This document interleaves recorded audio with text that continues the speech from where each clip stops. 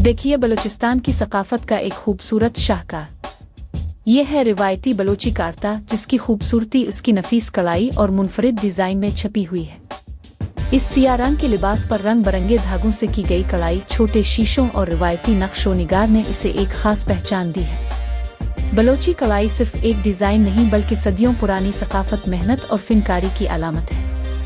हर टांका एक कहानी बयान करता है, हर रंग बलूचिस्तान की रवायात की अक्कासी करता है।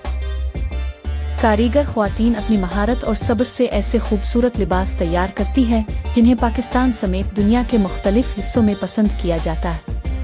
ये लिबास खास तौर पर ईद, शादियों और सकाफती तकरीबात में पहना जाता है, क्योंकि ये खूबसूरती के साथ साथ अपनी शनाख्त और रवायात को भी जिंदा रखता है।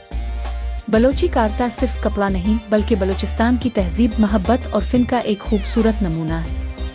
अगर आपको रिवायती लिबास और सकाफत पसंद है तो इस खूबसूरत फिन को ज़रूर सपोर्ट करें। वीडियो के लिए बैकग्राउंड, हल्की बलोची मूसीकी या रिवायती साज इस्तेमाल करें तो शॉट्स ज़्यादा खूबसूरत लगेगी।